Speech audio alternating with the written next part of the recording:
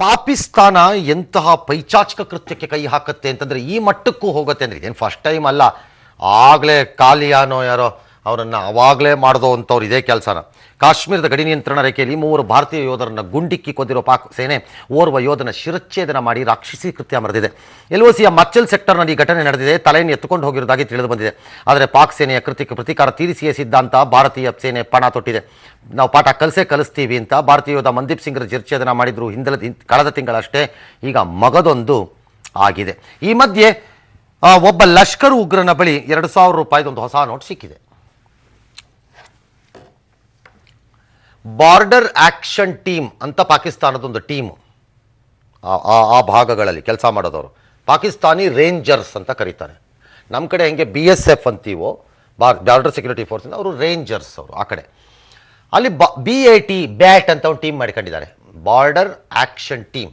ಅದು ಏನು ಅಂದರೆ ಸೇನೆಯ ಕೆಲವು ಯೋಧರು ಹಾಗೂ ಲಷ್ಕರ್ ಮತ್ತು ಇನ್ನಿತರ ಹಿಜ್ಬುಲ್ ಮುಜಾಹಿದ್ದೀನ್ ಈ ಥರದ ಉಗ್ರರ ತಂಡ, ಅದು ಆ ತಂಡ ಮಾಡಿರುವ ಕೆಲಸ ಇದು. ಇಷ್ಟಾಗಿದೆ. ಈಗ ಏನು ಉತ್ತರ ಕೊಡ್ತಾರೆ ನಮ್ಮವರು ನೋಡಬೇಕು. ಹಂಗನ್ಬಿಟ್ಟು ಈಗ ನಮ್ಮವ್ರಿಗೆ ತಲೆ ಕಡ್ಕೊಂಬರ್ಬೇಕು ಅನ್ನೋಕ್ಕಾಗತ್ತೆ? ನಮ್ಮ ಕೈಲಿ ಆಗಲಿಕ್ಕಿಲ್ಲ ಅದು. ಯಾಕಂದರೆ ನಮ್ಮದು ಸ್ವಲ್ಪ ಮನುಷ್ಯತ್ವ, ನೀತಿ, ನಿಯಮ, ಒಂದು ದೇಶವಾಗಿ ವರ್ತನೆ ಮಾಡುವಂತಹ ದೇಶ ಇದು. ಅದಕ್ಕೆ ಅದೇನು ಇಲ್ಲವೇ? ಅದು ದಗಾಕೋರರು, ಸುಳ್ಗೋರರು, ಕಚಡಗಳು, ಕಂತ್ರಿಗಳು, ಬರೀ ಧರ್ಮಾಂಧತೆಯಲ್ಲಿ ತುಂಬಿ ತುಳುಕಾಡ್ತಿರೋರು ಅದರಲ್ಲಿ ತುಂಬ್ಕೊಂಬಿಟ್ಟಿದೆ. ಆ ದೇಶ ಅದೇನು ಉಳ್ಕೊಳತ್ತಾ ಇಲ್ವಪ್ಪ? ಒಂದಿನ ಪೀಸ್ ಆಗ್ಬಿಡುತ್ತದು. ಎಸ್, ಹಾಲಿ ಸಿಎಂ 2 ಬಾರಿ DCM ಹಾಗೂ 10 ಬಾರಿ ಬಜೆಟ್ ಮಂಡಿಸಿರುವಂತಹ ಸಿದ್ದರಾಮಯ್ಯ ಅವರನ್ನ ರಾಜ್ಯದ ಜನ ಆರ್ಥಿಕ ಶಿಸ್ತುಗಾರ ಅಂತ ಅನ್ಕೊಂಡಿದ್ರು. ಆದ್ರೆ ಈಗ ಸ್ವತಃ ಹಣಕಾಸು ಇಲಾಖೆನೆ ಹೊತ್ಕೊಂಡಿರುವಂತಹ ಸಿದ್ದರಾಮಯ್ಯನವರು CAG ಕೊಟ್ಟಿರುವ ವರದಿ ನೋಡಿದ್ರೆ ನಿಜಕ್ಕೂ ಕೂಡ ಜನರು ಬೆಚ್ಚಿ ಬೀಳ್ತಾರೆ. ಮಾನ್ಯ ಮುಖ್ಯಮಂತ್ರಿಗಳು ಬಜೆಟ್ನಲ್ಲಿ ಹೇಳಿರೋದಕ್ಕಿಂತ ಹೆಚ್ಚಾಗಿ ಮನಸೋ ಇಚ್ಛೆ ಸಾಲ ಮಾಡಿದ್ದಾರೆ.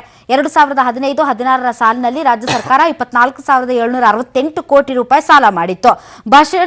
ಬಜೆಟ್ನಲ್ಲಿ ಘೋಷಣೆ ಮಾಡಿದ್ದಕ್ಕಿಂತ ಬರೋಬ್ಬರಿ 7,698 ಕೋಟಿ ಹೆಚ್ಚು ಸಾಲ ಮಾಡಿದ್ದಾರೆ. ಇದು CAG ವರದಿಯಲ್ಲಿ ಬಯಲಾಗಿದೆ. ಅಂದರೆ ವಿತ್ತೀಯ ಮಿತಿಯಲ್ಲಿ 25% ಮಾತ್ರ ಸಾಲ ಮಾಡಬೇಕು. ಈಗ ಸಾಲ ಮಾಡಿರೋದು 24.92. ಹೀಗಾಗಿ ಸರ್ಕಾರ ಆರ್ಥಿಕ ಶಿಸ್ತನ್ನ ಉಲ್ಲಂಘನೆ ಮಾಡಿದ್ದು ಇನ್ಮುಂದೆ ಸಾಲ ಮಾಡೋ ಹಾಗೆಯೇ ಇಲ್ಲ. ಈಗ ನಮ್ಮ ರಾಜ್ಯದ ಒಟ್ಟು ಸಾಲ 1,83,321 ಕೋಟಿ ರೂಪಾಯಿ. ಇಷ್ಟೊಂದು ಸಾಲ ತಲೆ ಮೇಲೆ ಇಟ್ಕೊಂಡು ಮುಂದಿನ ಅಭಿವೃದ್ಧಿ ಕೆಲಸಕ್ಕೆ ಸಿದ್ದರಾಮಯ್ಯನವರು ಹಣ ಎಲ್ಲಿಂದ ತರ್ತಾರೋ ಈಗ ಗೊತ್ತಿಲ್ಲ.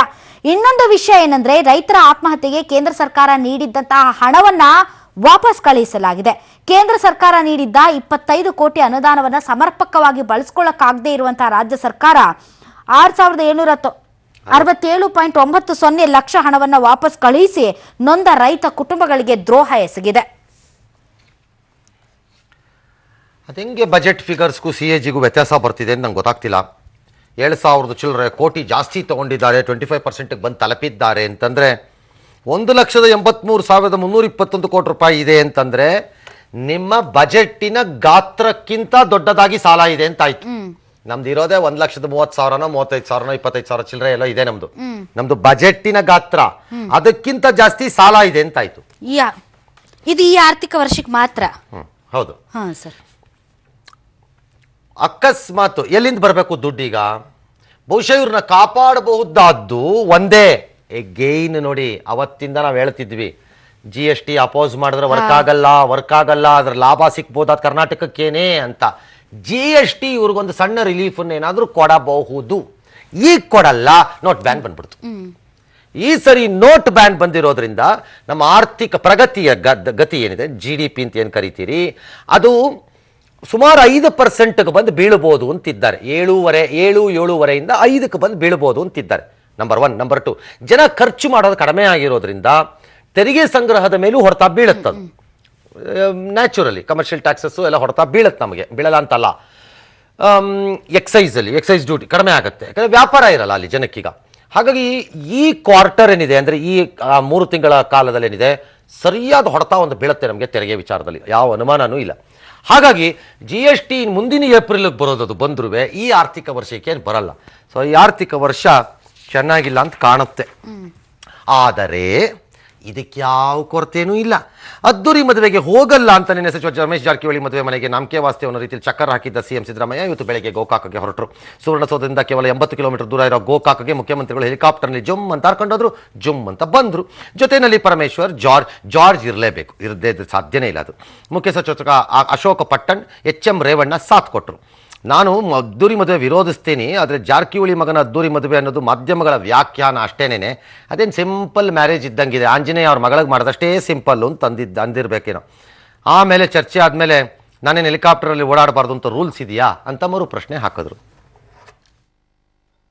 ಬರಗಾಲದ ಬಗ್ಗೆ ಚರ್ಚೆ ಇತ್ತು, ಅದಕ್ಕೋಸ್ಕರವಾಗಿ ಬರಕ್ಕಾಗಲಿಲ್ಲ, ಅಲ್ಲಿ ಅಸೆಂಬ್ಲಿಲಿ ಇರಬೇಕಾಗಿತ್ತು. ಹಾಗಾಗಿ ಇವತ್ತು ಬೆಳಿಗ್ಗೆ ಬಂದು ವಿಶ್ ಮಾಡೋಣ ಅಂತ ಬಂದಿದ್ದೀನಿ ಅಷ್ಟೇ. ನಿನ್ನೆದ್ರು ಅದ್ದೂರಿ ಮದುವೆ, ಇವತ್ತಾದ್ರು ಅದ್ದೂರಿ ಮದುವೆ ಅಂತ ಜನ ಮಾತಾಡ್ಕೊತಾರೆ. ನಿನ್ನೆ ಬಂದ್ರು ಒಂದೇ, ಇವತ್ತು ಬಂದ್ರು ನಿಮ್ಮ ವ್ಯಾಖ್ಯಾನ ಅದು, ನಿಮ್ಮ ವ್ಯಾಖ್ಯಾನ ಅದು.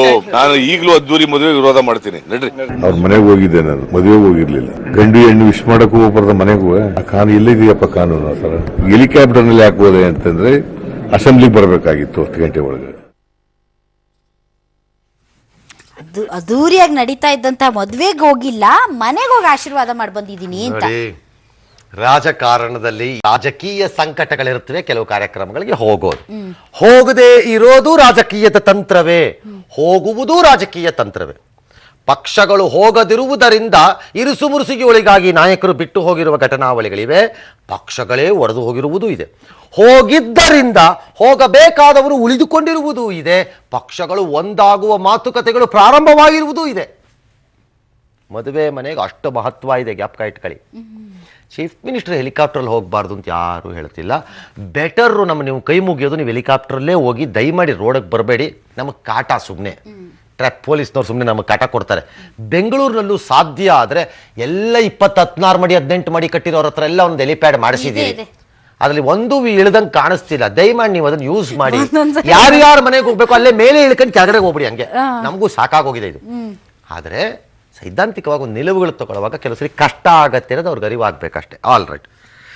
ಆದರೆ ಸಿಎಂ ಹೇಳೋದು ಮಾಡೋದು ಒಂದೇ, ಅಂಗಡಿ ಹುಣಿಗೆ ಕಣ್ಣಿಗೆ ಬೇಕಿಲ್ಲ ಅವೆಲ್ಲ ಅಂತೆಲ್ಲ ಹೇಳಿ ಪ್ರತಿಪಕ್ಷಗಳು ಬಿಡ್ತಾರಾ? ಟೀಕೆ ಮಾಡಿದ್ರು.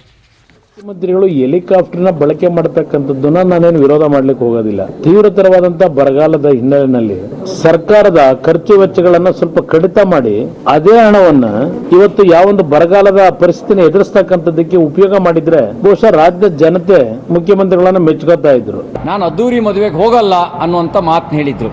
ಹಾಗೆ ಹೇಳಿದವರು ತಮ್ಮದೇ ಪಕ್ಷದ ಸಚಿವರೊಬ್ಬರು ನಡೆಸಿದಂಥ ಅದ್ದೂರಿ ಮದುವೆಗೆ ಬರಗಾಲ ಇದ್ದ ಸಂದರ್ಭದಲ್ಲಿ ಬರದಿಂದ ರೈತರು ಸಾಯ್ತಿರ್ಬೇಕಾದ್ರೆ ಕುಡಿಯೋ ನೀರನ್ನು ಕೊಡದೇ ಇರುವಂಥ ಈ ಕೆಟ್ಟ ಪರಿಸ್ಥಿತಿಯಲ್ಲಿ ಹೆಲಿಕಾಪ್ಟರ್ ತಗೊಂಡೋಗಿ ಅದ್ದೂರಿ ಮದುವೆಯ ಭಕ್ಷ್ಯ ಭೋಜ್ಯಗಳನ್ನು ವೈಭವ. All right. ನಡಿ, CT ರವಿ ಇದನ್ನು ಮಾತಾಡ್ತಿದ್ದಾರಾ? ಕರೆಕ್ಟಾ? ಹಾಂ, ಆಲ್ ರೈಟ್. ಮುಖ್ಯಮಂತ್ರಿ ಹೋಗಿದ್ದು ತಪ್ಪು ಸರಿ ವ್ಯಾಖ್ಯಾನಗಳನ್ನು ಮಾಡೋಣ, ಅದು ಪ್ರಶ್ನೆ ಬೇರೆ. ಮೊನ್ನೆ ನಿಮ್ಮ ನಾಯಕರುಗಳು ಹೋಗಿ ಬಂದಿದ್ದು ಮದುವೆಗೆ ಏನು ಹೇಳೋಣ? ಬರಗಾಲ ಇಲ್ಲಿಲ್ವೇನು? ನಿಮ್ಮ ನಾಯಕರ ಮನೆಗಳಿಗೆ ಹೇಳೋಕ್ಕಾಗಲಿಲ್ವೇನು ನೀವು ಈ ದುಡ್ಡನ್ನು ಖರ್ಚು ಮಾಡೋ ಬದಲು ಒಂದು 200 ಹಳ್ಳಿಗೆ ಟ್ಯಾಂಕ್ ಕಟ್ಸೋಣ ಅಂತ? ಬಳ್ಳಾರಿ ಮಹಾನಗರದ್ದು ಬಜೆಟ್ ನಾನು ಕೇಳ್ತಿರೋದು ಆಗ್ತಿರ್ಲಿಲ್ವೇನು ನಿಮಗೆ? This is the problem of this tongue. ಹಿಂಗೆ ಬಂದಾಗ ಹಿಂಗೆ ಉರುಳ್ಕೋ, ಹಂಗೆ ಬಂದಾಗ ಹಂಗೆ ಉರುಳ್ಕೋ. ಬಾಲಮುರಳಿ ಅವ್ರದ್ದು ಸುದ್ದಿ ಬರುತ್ತೆ, ಮತ್ತು ಅದನ್ನೇ ಹೇಳ್ತೀನಿ, ದುಸ್ಸತ್ಯವಂತರಿಗಿದು ಕಾಲವಲ್ಲ ಅಂತ. ಬೆಳಗಾವಿಯ ಸುವರ್ಣಸೌಧದಲ್ಲಿ ನಡೀತಾ ಇರೋ ವಿಧಾನಮಂಡಲದಲ್ಲಿ ಇವತ್ತು ಎಣ್ಣೆ ಮಾತು ತುಂಬಾ ಜೋರಾಗಿತ್ತು. ರಾಜ್ಯದಲ್ಲಿ ಭೀಕರ ಬರಗಾಲ ಇದೆ, ಆದರೆ ಬರದ ಸಮಸ್ಯೆ ಬಗೆಹರಿಸಬೇಕಾಗಿರೋ ಸರ್ಕಾರ ಜನತೆಗೆ ಬಾರ್ ಭಾಗ್ಯ ಕೊಡೋಕೆ ಮುಂದಾಗಿದ್ದು 900 MSIL ಮದ್ಯದಂಗಡಿ ತೆರೆಯೋಕೆ ಸರ್ಕಾರ ಅನುಮತಿ ನೀಡಿದ್ಯಾಕೆ ಅಂತ JDS ರೇವಣ್ಣ ಪ್ರಶ್ನೆ ಮಾಡಿದ್ರು. ಇದಕ್ಕೆ ತಬ್ಬಿಬ್ಬಾದ ಅಬಕಾರಿ ಸಚಿವ HY ಮೇಟಿ ನನಗೆ ಮಾತ್ರ ಇದ್ರ ಬಗ್ಗೆ ಮಾಹಿತಿ ಇಲ್ಲ ಅಂದ್ರು. ಆಮೇಲೆ ತಡ್ಬಡಾಯಿಸಿ 900 MSIL ಮದ್ಯದಂಗಡಿ ಮಂಜೂರಾತಿ ಕೋರಿ ಆರ್ಥಿಕ ಇಲಾಖೆಗೆ ಪತ್ರ ಬರೆಯಲಾಗಿತ್ತು, ಆರ್ಥಿಕ ಇಲಾಖೆ ಅನುಮತಿ ನೀಡಿದೆ ಅಂದ್ರು. ಇನ್ನು ಮಹದಾಯಿ ಹೋರಾಟದ ರೈತರ ಮೇಲೆ ಹಾಕಿರೋ ಕೇಸ್ ಪ್ರತಿಧ್ವನಿಸಿತು. ರೈತರ ಸಾಲ ಮನ್ನಾ ಮಾಡಲು ಚರ್ಚಿಸಲು ನಿಯಮ 60ರ ಅಡಿಯಲ್ಲಿ JDSನ ದತ್ತ ನಿಲುವಳಿ ಸೂಚನೆಗೆ ಮಂಡನೆಗೆ ನೋಟಿಸ್ ನೀಡಿದ್ರು. ಪರಿಷತ್ನಲ್ಲಿ ಆಂಬ್ಯುಲೆನ್ಸ್ ವಿಐಪಿಗಳ ಟೋಲ್ ವಿನಾಯಿತಿ ವಿಚಾರವಾಗಿ ಕೂಡ ಮಾರ್ದನಿಸಿತ್ತು. ಟೋಲ್ ವಿನಾಯಿತಿ ಸಂಬಂಧ ಲೋಕೋಪಯೋಗಿ ಸಚಿವ ಮಹದೇವಪ್ಪಗೆ ತರಾಟೆಗೆ ತೆಗೆದುಕೊಳ್ಳಲಾಯಿತು. ಸರ್ವೆ ಮಾಡಿ ಅವರು MSIL ಸರ್ವೆ ಮಾಡಿ ಲಿಸ್ಟ್ ಪ್ರಕಾರ ಕೊಟ್ಟ ಪ್ರಕಾರ ನಾವು ಅದನ್ನ ಮಾಡಿಕೊಟ್ಟಿವಿ. MSIL ಆದ್ರೆ ಕರೆಕ್ಟ್ ಆಗಿ ಇದನ್ನ ಮಾಡ್ತಾರೆ, ಉದ್ದೇಶ ಕೊಟ್ಟು ಹೊರತಾಗಿ ಅವ್ರಿಗೆ ಸೆರೆ ಕೊಡಿಸ್ಬೇಕಂತ ಕೊಟ್ಟಿಲ್ಲ. ಕುಡಿಲಿಕ್ಕೆ ನೀರಿಲ್ಲ, 900 ಹೊಸದಾಗಿ MSL ಲೈಸೆನ್ಸ್ ಕೊಟ್ಟು ಜನರಿಗೆ ಹೆಚ್ಚು ಜನರಿಗೆ ಕುಡಿಸುವಂತ ಕೆಲಸ ಮಾಡ್ತಾರೆ. ಆಂಬುಲೆನ್ಸ್ಗೆ ಮತ್ತು ವಿಐಪಿಗಳಿಗೆ ಇವ್ರಿಗೇನೆ ಸರಿಯಾದಂತ ಒಂದು ಪ್ರೊಟೆಕ್ಷನ್ ಸಿಕ್ಕಿಲ್ಲ ಅಂತಂದ್ರೆ ನಮ್ಮ ಸಾಮಾನ್ಯ ವರ್ಗದ ಜನಕ್ಕೆ ಯಾವ ರೀತಿ ತೊಂದರೆ ಆಗ್ಬೋದು. ಹಾಸನ್ ಮಂಗಳೂರು ಒಂದು ರಸ್ತೆಯನ್ನು ಬಿಟ್ರೆ ಇನ್ನೆಲ್ಲ ಕಡೆ VIP ಮತ್ತು ಆಂಬ್ಯುಲೆನ್ಸ್ಗೆ ಪ್ರತ್ಯೇಕವಾದಂತ ಲೇನ್ ಅನ್ನು ಮಾಡಿದ್ದಾರೆ. ಇವ್ರು ಕೂಡ ಬರ್ತೀರಾ ಬೆಂಗಳೂರು? ಒಬ್ರು ಕೇಳಲಿಲ್ಲ ನೈಸ್ತು ಟೋಲನ್ನು ಯಾಕೆ ತೆಗಿಯಕ್ಕಾಗಲಿಲ್ಲ ಮಾದೇವಪ್ಪ ಅಂತ ಕೇಳಲ್ಲ. ಯಾಕೆ? ತೀರ್ಥ ಪ್ರಸಾದ ಒಂಥರ ಮಾತಾಡ್ಬಿಟ್ರೆ ಸಾಹೇಬರ ವಿರುದ್ಧ ಉಸಿರೇ ಸಿಕ್ಕಾಕೊಂಡ್ಬಿಡುತ್ತೆ ಗಂಟ್ಲಲ್ಲಿ ಇವ್ರುಗಳಿಗೆ. ನಾಚಿಕೆಟ್ಟವರು. ಬೆಳಗಾವಿ ಅಧಿವೇಶನದ ಹೊರಗೆ ಇವತ್ತು ಪ್ರತಿಭಟನೆಗಳು ಕೂಡ ಜೋರಾಗಿತ್ತು. ಕಬ್ಬು ಬೆಳೆಗಾರನ ಸಂತೈಸಲು ಸಚಿವ ಸಕ್ಕರೆ ಮಂತ್ರಿ ಮಹಾದೇವ ಪ್ರಸಾದ್ ಸಭೆ ನಡೆಸಿದರು. ಸಭೆಯಲ್ಲಿ ನೀವು ಸುಳ್ಳುಗಾರ ಮಂತ್ರಿ ಅಂತ ರೈತ ಪರ ಹೋರಾಟಗಾರರು ನೇರವಾಗಿ ಜರೆದರು. ಗಲಾಟೆ ತಾರಕಕ್ಕೇರುತ್ತಿದ್ದಂತೆ ಗುರುವಾರ ಸಭೆ ನಡೆಸೋಣ ಅಂತ ಅವ್ರು ಅಲ್ಲಿಂದ ಕಾಲು ಕಿತ್ತರು. ಆಗ ಏಕಾಏಕಿ ರೈತರು ಬೀದಿಗಿಳಿದ್ರು. ಜಿಲ್ಲಾಧಿಕಾರಿ ಕಚೇರಿ ಬಳಿ ರಸ್ತೆ ತಡೆ ನಡೆಸಿದ್ರು. ಎಲ್ಲರನ್ನು ಬಂಧಿಸಲಾಯಿತು. ಈ ಮಧ್ಯೆ ಹಿರಿಯ ಸ್ವಾತಂತ್ರ್ಯ ಹೋರಾಟಗಾರ ದೊರೆಸ್ವಾಮಿ ಭೂ ಕಬಳಿಕೆ ಬಗ್ಗೆ ಧ್ವನಿ ಎತ್ತಿದ್ರು. ಬಡವರಿಗೆಲ್ಲ ಸೂರು ಕೊಡಿ ಅಂತ ಅವರು ಪ್ರತಿಭಟನೆಯನ್ನು ನಡೆಸಿದ್ರು. ನಮ್ಮ ಸಮಸ್ಯೆಗಳನ್ನ ಬಗೆಹರಿಸಿ ಅಂತ ಹೇಳಿ ನಿಮ್ಮನ್ನು ಕಳಿಸಿದ್ರೆ ನೀವು ನಿಮ್ಮದೇ ಸಮಸ್ಯೆಗಳನ್ನ ಬಗೆಹರಿಸಿಕೊಳ್ಳೋದಕ್ಕೆ ಅದನ್ನು ಉಪಯೋಗ ಮಾಡ್ತೀರಿ. ನಿಮಗೆ ಹೊಣೆಗಾರಿಕೆ ಇದೆಯಾ? ನೀವು ನಿಜವಾದ ಪ್ರತಿನಿಧಿಗಳಾಗೋದಕ್ಕೆ ಲಾಯ್ಕ್ ಆಗಿದ್ದೀರಾ? ನೀವು ಸಂಬಳಗಳು ನೀವು ತಗೋತೀರಿ, ಅವನಿಗೆ ಅರ್ಧ ಎಕರೆ ಇರತಕ್ಕಂಥವನಿಗೆ ಹೊಟ್ಟೆಗಿಲ್ಲ ಅಂತಕ್ಕಂಥ ವಿಚಾರವೇ ಇಲ್ಲ. ನಿಮ್ಗೆ ನಾಚಿಕೆ ಇದೆಯಾ? ಅಹೋರಾತ್ರಿ ಧರಣಿ ಸತ್ಯಾಗ್ರಹ ಮಾಡ್ತಾ ಇದ್ದಾರೆ. ಅವ್ರ ಹೋರಾಟ ಜನಪರವಾದಂತಹ ಹೋರಾಟ ಮತ್ತು ಇದನ್ನು ವಿಧಾನಸಭೆಯಲ್ಲಿ ಪ್ರಸ್ತಾಪ ಮಾಡ್ತೀನಿ ಹೇಳಿದ್ದೆ.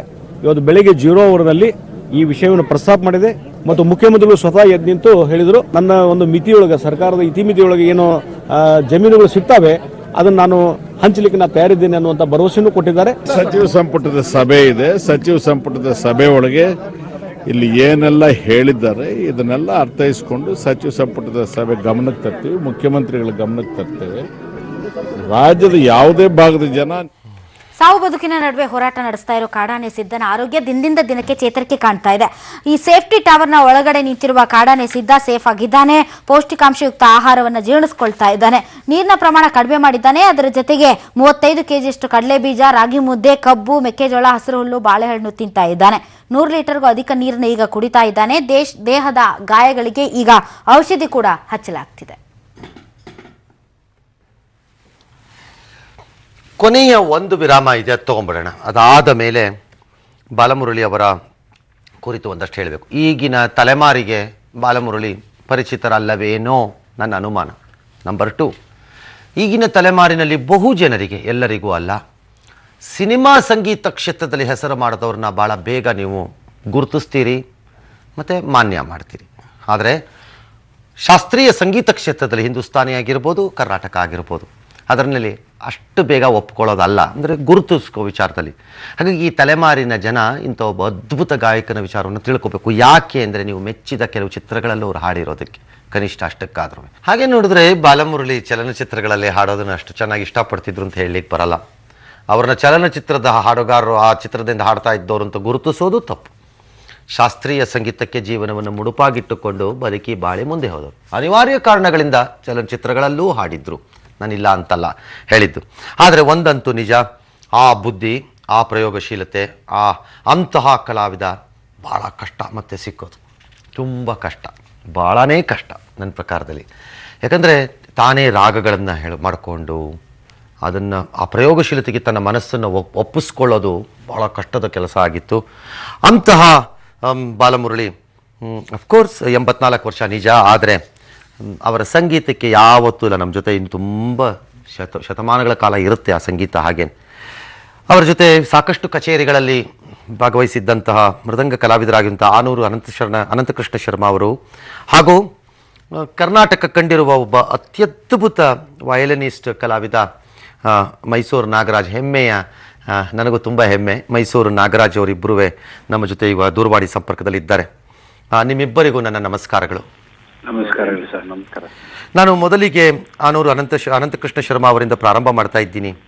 ಯಾವ ಸಾವು ಕೇಳಿಸಿದ ತಕ್ಷಣ ನಿಮ್ಮ ಕಣ್ಣ ಮುಂದೆ ಬಂದು ಹೋದ ಬಾಲಮುರಳಿ ಅವರ ಚಿತ್ರ ಎಂಥದ್ದು ಸರ್? ಅದು ಹೇಳೋದು ಅಸಾಧ್ಯ ಅಂತಿರಲ್ಲ, ನೀವೇ ಹೇಳಿದ್ರಲ್ಲ ದಂತಕತೆ ಅಂತ. ಸರಿ. ಅವರ ಗಾಯನ, ಗತ್ತು, ಆ ಸುಮಧುರತೆ, ಅದು ದೇವರು ಬಹುಶಃ ಎಲ್ಲವನ್ನೂ, ಸಂಗೀತದ ಎಲ್ಲ ಆಯಾಮವನ್ನು ಅವ್ರಿಗೆ ಕೊಟ್ಬಿಟ್ಟಿದ್ದ. ಅದೊಂದು ಅಮೂರ್ತ ರೂಪ ಅಂತ ಕಾಣುತ್ತೆ ಸಂಗೀತಕ್ಕೆ.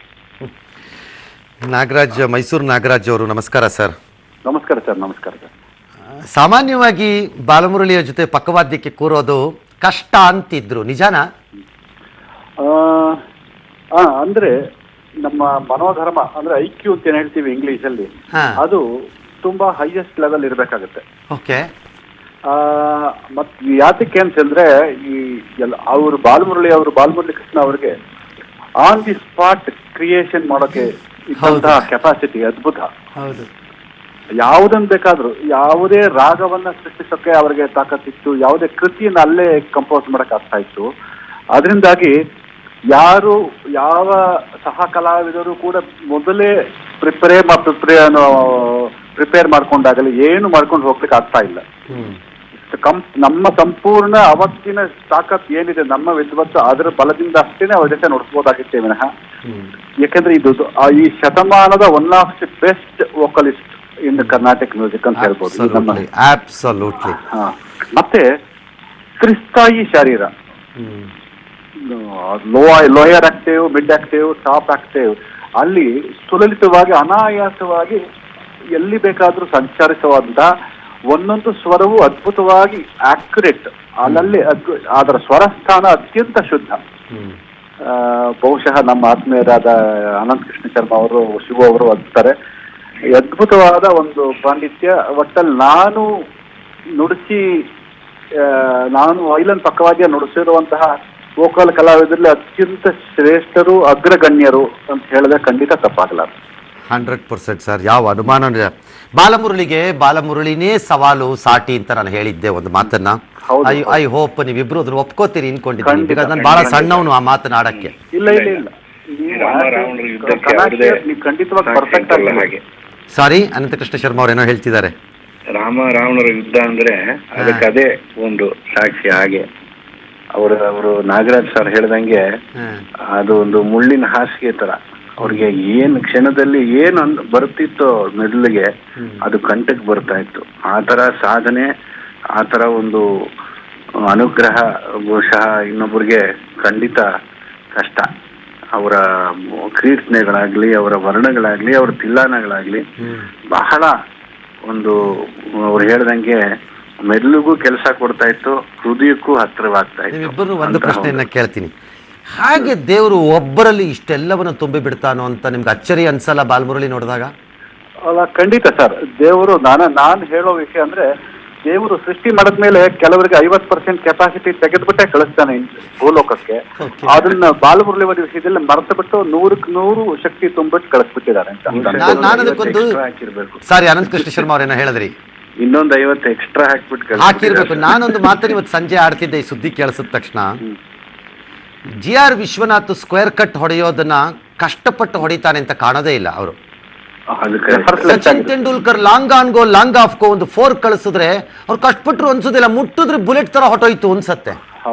ಇನ್ಯಾವುದೋ ಒಬ್ಬ ಆಟಗಾರ ಅದೆಷ್ಟು ಕಷ್ಟಪಟ್ಟು ಹೊಡಿತಿದ್ದಾನೆ ಅನ್ಸತ್ತೆ. ಹಂಗೆ ಸಂಗೀತ ಕೆಲವ್ರಿಗೆ ಅದಾಗದೆ ಹರಿದು ಒಳಗ್ ಬಂದ್ಬಿಡುತ್ತೇನೋ. ಹೌದು ಸರ್, ಹೌದೌದು, 100ಕ್ಕೆ 100 ಸತ್ಯ ನನ್ನ ಪ್ರಕಾರ. ಆಯ್ತು, ನಿಮ್ಮಿಬ್ಬರ ಭಾವನೆಗಳನ್ನ ನನ್ನ ಜೊತೆ ಹಂಚಿಕೊಂಡಿದ್ದೀರಿ, ನನಗೆ ಬಹಳ ಸಂತೋಷ ಆಯ್ತು. ಸಂತೋಷ ಅನ್ನಕ್ಕಿಂತ ನಮಗೂ ಈ ನಿಮ್ಮ ಟಿವಿಯಲ್ಲಿ ನಮ್ಮ ಅನಿಸಿಕೆಗಳನ್ನ ಹೇಳೋದಕ್ಕೆ ಅವಕಾಶ ಕೊಡೋದಕ್ಕೆ ಧನ್ಯವಾದ. ಯಾಕೆಂದ್ರೆ ನಾನು ಯಾಕೆ ಹೇಳಿದೆ ಅಂತಂದ್ರೆ, ನಾನು ಯಾರನ್ನೂ ಬ್ಲೇಮ್ ಮಾಡಲ್ಲ. ನಮ್ಮಲ್ಲಿ ಚಿತ್ರಗಳಲ್ಲಿ ಹಾಡಿರುವ ಗಾಯಕರು ಅಂತಂದ್ರೆ ಹೆಚ್ಚು ಖ್ಯಾತನಾಮರು, ಹೆಚ್ಚು ಜನರ ಸಂಪರ್ಕದಲ್ಲಿರಬಹುದಾದದ್ದು, ನಾವು ಯಾರನ್ನೂ ಬ್ಲೇಮ್ ಮಾಡೋದಲ್ಲ. ಹಾಗಾಗಿ ನಾನು ನಿಮ್ಮಿಬ್ಬರನ್ನ ಅವರನ್ನು ನೆನಪಿಸ್ಕೊಳ್ಳಕ್ಕೆ ಬರಮಾಡ್ಕೊಂಡಿದ್ವಿ ದೂರವಾಣಿ ಮೂಲಕ. ತಮ್ಮಿಬ್ಬರಿಗೂ ನನ್ನ ಧನ್ಯವಾದಗಳು ಮತ್ತೆ ನಮಸ್ಕಾರಗಳು. ತುಂಬಾ ಸಂತೋಷ. ನಮಸ್ಕಾರ. He was a doyen. Jagadananda ಕಾರಕ ಸ್ಟಾರ್ಟ್ ಮಾಡಿದ್ರೆ ಹಂಗೆ ರೋಮಾಂಚನವಾಗಬೇಕು, ಅಷ್ಟು ಅದ್ಭುತವಾದ. ಎಂದರೋ ಮಹಾನುಭಾವಲು ಅಂದರೆ ಎದ್ದೇಳಕ್ಕಾಗಲ್ಲ ಕಚೇರಿಯಿಂದ ಯಾರೂ ಮೇಲಕ್ಕೆ ಸಂಗೀತದಲ್ಲಿ. ನಾನು ಯಾವ ಸಂಗೀತ ಒಳ್ಳೆಯದು ಯಾವ ಸಂಗೀತ ಕೆಟ್ಟದು ಅಂತಲ್ಲ. ದೇವಾದಿ ದೇವ ಶ್ರೀವಾಸುದೇವ. ಅಂದರೆ ಯಾವ ಸಂಗೀತವನ್ನು ಪ್ರಾಕ್ಟೀಸ್ ಮಾಡಬೇಕು ಅನಿಸೋವ್ರಿಗೂ ಬಿಟ್ಟು ಹೊರಗೆ ಹೋಗಬೇಕು ಅನಿಸೋವಂಥದ್ದಲ್ಲ. ಕಚೇರಿನಲ್ಲಿ ಬಹುದೊಡ್ಡ ಒಂದು ಶಕ್ತಿ ಏನಿರಬೇಕು ಅಂದರೆ ಕೇಳಿಸ್ಕೊತಿರೋನನ್ನು ಹಿಡಿದಿಟ್ಕೋಬೇಕು ಅದು. ಮತ್ತು ಕಚೇರಿ ಸಮಯ ಹೋಗಿದ್ದೇ ಗೊತ್ತಾಗಬಾರ್ದು. ಬಹಳ ಸರಿ ಫಿಲಮ್ಗೆ ಹೋಗ್ತೀರಿ ನೀವು, ಅವಾಗ ಕತ್ಲೆನಲ್ಲೂ ಮೊಬೈಲ್ ಹಾಕ್ಕೊಂಡು ಟಾರ್ಚಲ್ಲಿ ವಾಚ್ ನೋಡ್ತಿರ್ತಾರೆ. ದಟ್ ಮೀನ್ಸ್ ಈ ಚಿತ್ರ ನಿಮ್ಮನ್ನು ಎಳ್ಕೊಂಡು ಹೋಗ್ತಿಲ್ಲ ಅಂತ ಅರ್ಥ. ಕೆಲವು ಸರಿ ವಾಚ್ ಇರಲಿ, ನಿಮ್ಮನ್ನೇ ನೀವು ಮರೆತು ಬಿಟ್ಟಿರ್ತೀರಿ, ಮುಗ್ದೇ ಹೋಯ್ತು, ಫಿಲಮ್ ಮುಗಿಸ್ಬಿಡುತ್ತೆ. ಒಂದು ಸಂಗೀತ ಹಾಗೆ ನದಿಯ ರೀತಿ ಹಾಗೆ ತೇಲಿಸ್ಕೊಂಡು ಹೊರಟೋಗ್ಬಿಡ್ಬೇಕು. ಅಡ್ಡಂಬಡ್ಡೆ ಬ್ರಿಡ್ಜು ಬ್ಯಾರೇಜ್ಗಳೆಲ್ಲ ಬರಬಾರ್ದು. ಅದಕ್ಕೆ ಬಾಲಮುರಳಿಯವ್ರಿಗೆ ಆ ಒಂದು ಅದ್ಭುತವಾದಂಥ ಶಕ್ತಿ.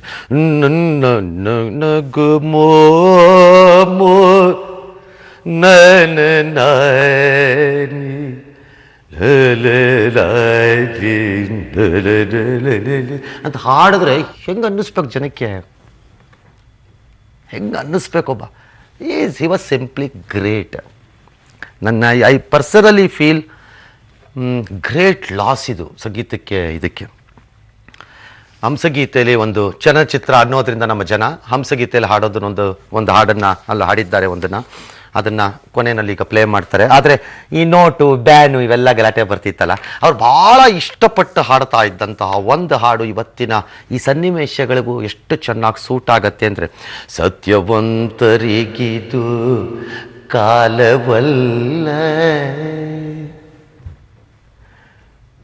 ದುಷ್ಟ ಜನರಿಗಿದು ಸುಭೀಕ್ಷ ಕಾಲ, ಹರಿಸ್ಮರಣೆ ಮಾಡುವಗೆ ಕ್ಷಯವಾಗುವ ಕಾಲ. ಎಂತ ಅರ್ಥ ರೀ ಅದರಲ್ಲಿ. ಉಪಕಾರ ಮಾಡಿದರೆ ಅಪಕರಿಸುವ ಕಾಲ. ಸೇಮ್. ಸತ್ಯವಂತರಿಗಿದು ಕಾಲ ಅಲ್ಲವೇ ಅಲ್ಲ. ಈ ದಿನಕ್ಕೆ ಹೋಲಿಕೆ ಮಾಡ್ಕೊಂಡು ಹೇಳಿದೆ ಅಷ್ಟೆ. All right, I might become little emotional because I use to like him. ಈಗಲೂ ಕೇಳ್ತೀನಿ ಆ ಸಂಗೀತನ. ಹಂಸಗೀತೆಯಲ್ಲಿ ಈ ಹಾಡನ್ನು ಇದನ್ನು ಹಾಡಿದಾಗ ಅವರು ಹಿಮಾದ್ರಿಸುತ್ತೆ ಪಾಹಿಮಾ ವರದೆ ವರದೇವತೆ ಹಿಮಾದ್ರಿಸುತ್ತೆ. 500 ಹಾಗೂ 1,000 ರೂಪಾಯಿ ನೋಟನ್ನು ನಿಷೇಧ ಮಾಡಿದ ಬೆನ್ನಲ್ಲೇ ATM ಹಾಗೂ ಬ್ಯಾಂಕ್ಗಳಲ್ಲಿ ಹಿಂದೆ ಪಡೆಯುವ ಮಿತಿಯನ್ನು ಹೆಚ್ಚಳ ಮಾಡಿದ್ದ ಕೇಂದ್ರ ಸರ್ಕಾರ ಇವತ್ತು ಆ ಮಿತಿಯನ್ನು ಕಡಿಮೆ ಮಾಡಿದೆ. ದೇಶದಲ್ಲಿ 500 ಹಾಗೂ 1,000 ರೂಪಾಯಿ ನೋಟುಗಳು ಬ್ಯಾನ್ ಆಗುವಂತಹ ವಿಷಯ ಮೊದಲೇ ಉದ್ಯಮಿ ಅನಿಲ್ ಅಂಬಾನಿ ಹಾಗೂ ಅದಾನಿಗೆ ಗೊತ್ತಿತ್ತು ಅಂತ ಬಿಜೆಪಿ ಶಾಸಕ ಭವಾನಿ ಸಿಂಗ್ ಹೇಳಿಕೆಯನ್ನ ಕೊಟ್ಟಿದ್ದಾರೆ.